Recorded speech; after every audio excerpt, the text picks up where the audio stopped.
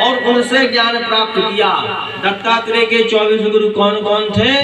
पृथ्वी, वायु, आकाश, जल, अग्नि, चंद्रमा, सूर्य, कबूतर, अजगर, समुद्र, पतंग, भौरा, मधुमक्खी, हाथी, शहद निकालने वाला, हिरण, मछली, पिंगला, वेश्या, कूरर पक्षी, बालक, कुमारी कन्या, बाण बनाने वाला और सर्प, मकड़ी और भृंगी कीड़ा।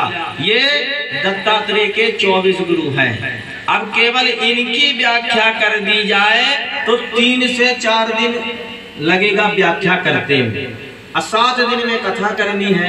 इसीलिए थोड़ा थोड़ा समझें कि पृथ्वी से उन्होंने सीखा कि हमें किस प्रकार से धैर्यवान होना चाहिए। पृथ्वी अपने में कुछ भी समाती है उसका डबल देती है।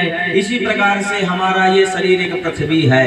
हम इससे यदि भोजन करें तो इतनी माला जप ले, इतनी गायत्री जप ले, इतना भगवान के लिए भजन कर ले कि हम उसका दुगना जो है उसे दे दे।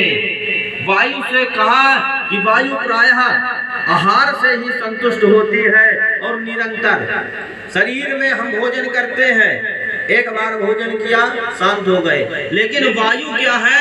आती और जाती रहती है।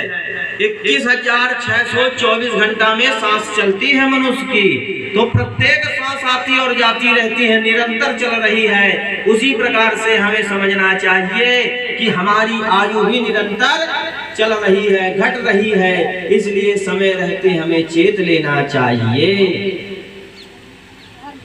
समुद्र से सीखा कि समुद्र धीरवान होता है, सब कुछ अपने में समा लेता है और लेकिन अपनी मर्यादा का उल्लंघन कभी नहीं करता।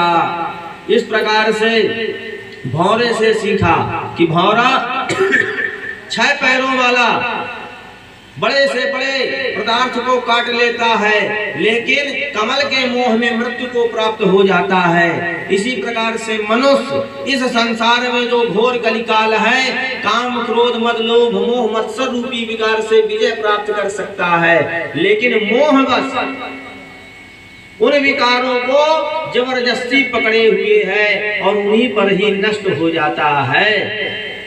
कुमारी कन्या से उन्होंने ज्ञान प्राप्त किया कि एक कन्या जो है दही का मंथन कर रही थी। दत्तात्रेय महाराज बाहर बैठे हुए थे, कई चूड़ियां पहने हुई थी। जब मंथन कर रही थी तो चूड़ियों की आवाज आ रही थी।